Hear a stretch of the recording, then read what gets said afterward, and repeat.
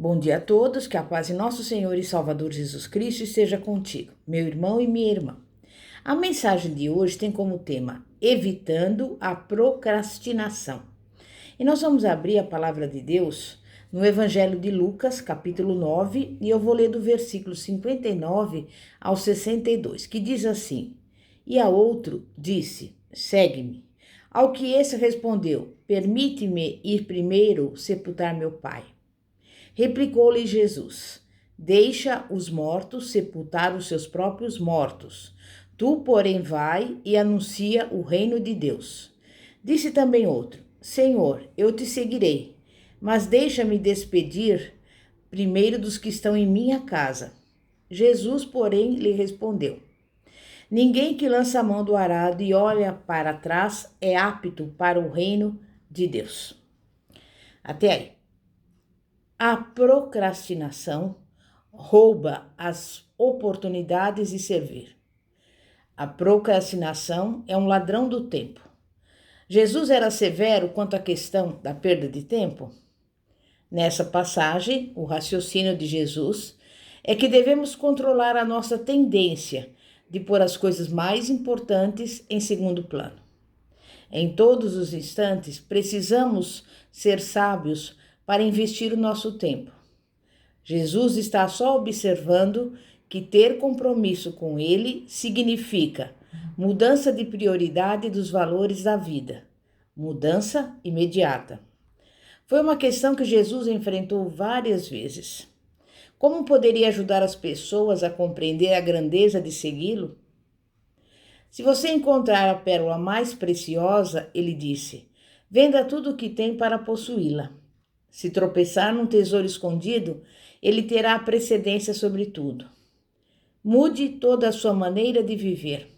Mateus capítulo 13, versículos 44 a 46. Até o círculo mais íntimo de Jesus contou entender o seu ensinamento. Em Mateus 26, Jesus traz Pedro, Tiago e João para o jardim do Getsemane. Deixou os outros 8. Jesus lhes disse que sentia tristeza por causa da morte próxima. Implorou para ficassem com ele e orassem. Depois, afastou-se alguns metros e caiu numa oração profunda e cheia de paixão. Quando veio olhar os seus discípulos, eles não estavam fazendo o que pedira. Caíram no sono. Por isso, ele os admoestou a vigiar e orar, e a não cair em tentação. Desejamos realmente servir a Deus do jeito certo, mas nossa humanidade continua atrapalhando o caminho. 2 vezes, Jesus voltou à sua batalha espiritual, agonizando pela crise do destino humano. Ele lidava com nosso pecado, nossa punição e sua submissão à vontade do Pai. O diabo deve ter usado todas as armas do seu arsenal maligno. E Jesus enfrentou tudo sozinho. Ele ansiava pelos seus amigos mais íntimos. Mas toda vez que ia olhá-los, eles estavam dormindo. Dormiram no seu momento final e mais importante com Jesus antes da crucificação. Nesse mesmo jardim, o destino da raça humana estava na balança. Os 3 amigos não podiam saber de antemão. Eles não conseguiam compreender as implicações espirituais daquele momento. Cederam à fraqueza. Dormiram em vez de vigiar. Está escrito nas parábolas de Jesus, repetidas vezes: seu tempo é seu tesouro, gaste-o com sabedoria. E eu pergunto, o que você pode fazer para Deus? Como pode investir nesta hora? Precisamos aprender a ouvir a voz de Deus, principalmente quando se trata do uso imediato do nosso tempo. Se conseguíssemos fazer isso, ainda que mais ou menos bem, os frutos da nossa vida seriam um pomar tão amplo que alimentaria o mundo. Somos tomados pelo jeito urgente em vez do essencial. E por que não agimos? Porque procrastinamos.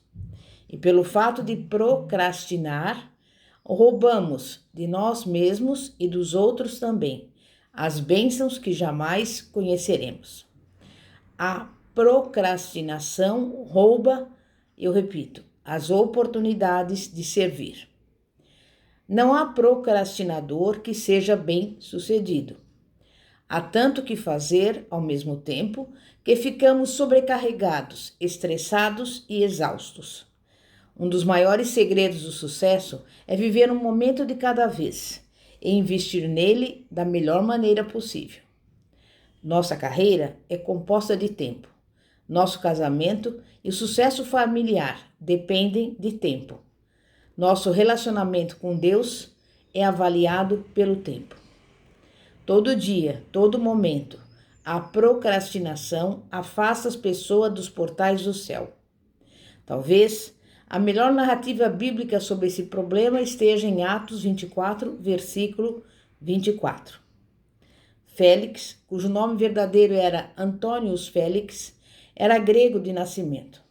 Tinha algum laço forte no Império Romano e foi indicado procurador da Judéia pelo seu irmão.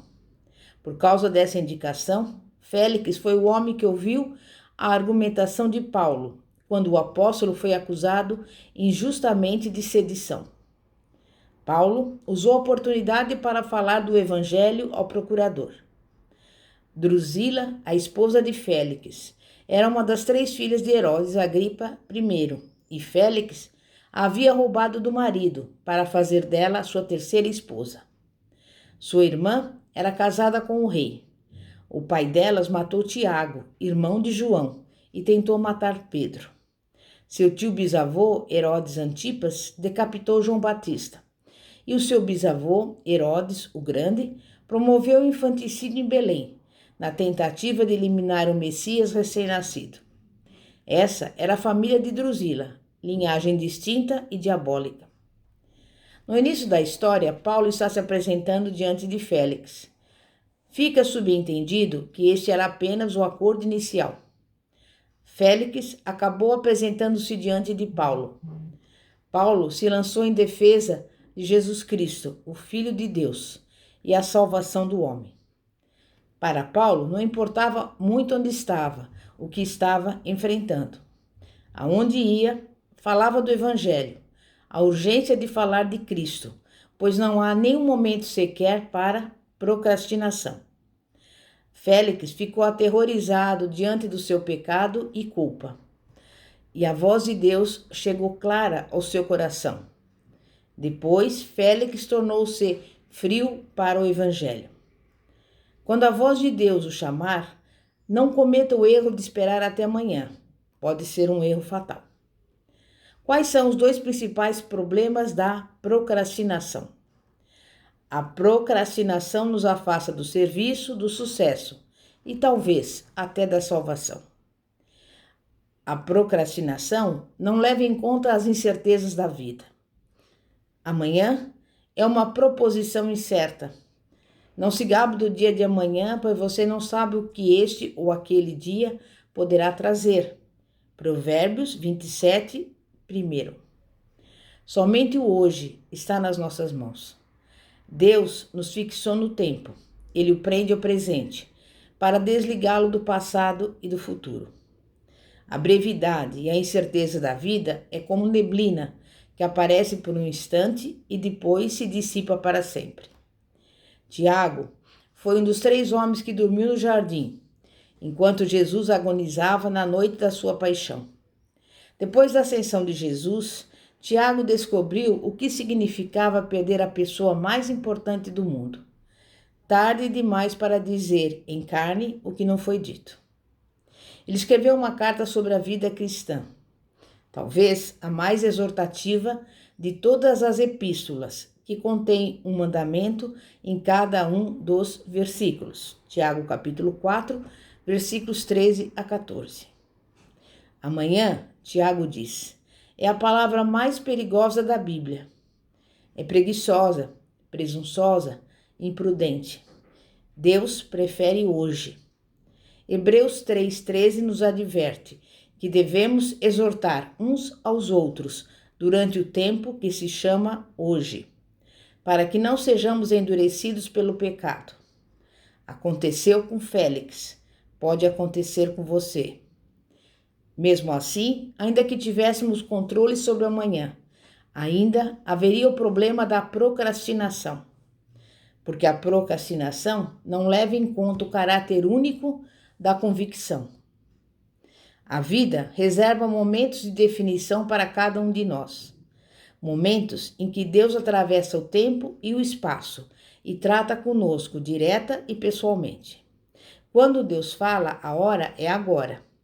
Deus é persistente, mas a vida é pouco previsível.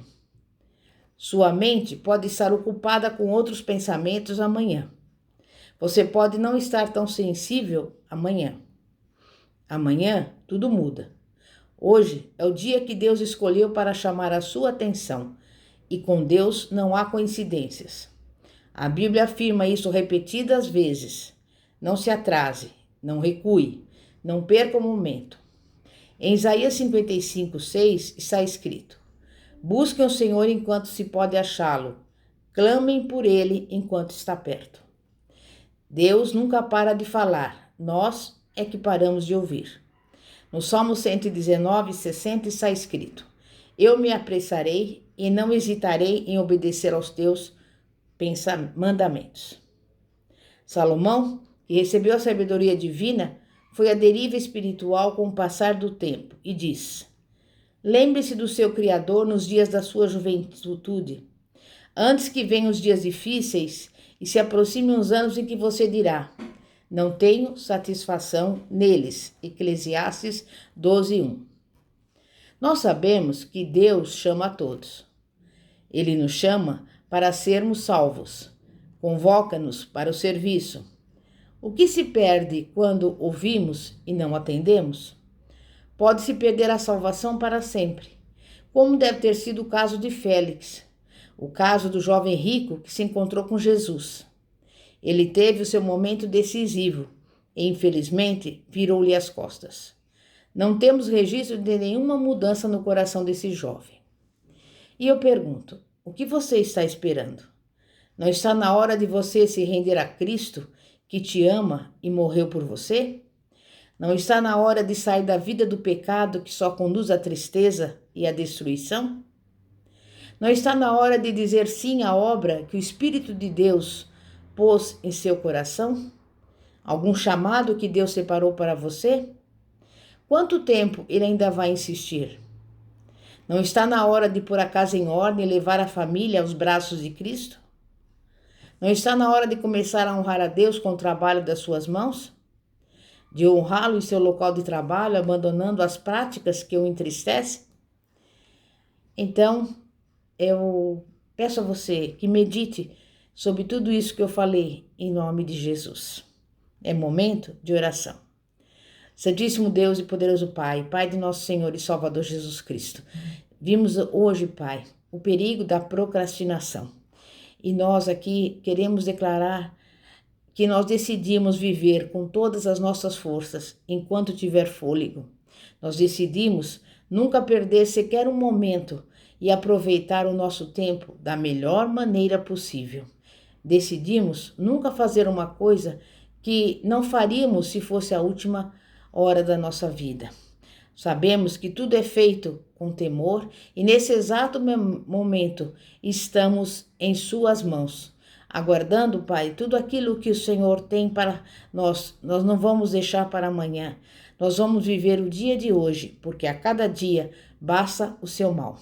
E por isso nós estamos aqui diante do Senhor, entregando a nossa vida, a nossa casa, a nossa família, o nosso ministério, tudo que nos pertence em tuas mãos. E já agradecemos pela bênção, pela vitória, pela resposta, em nome de Jesus.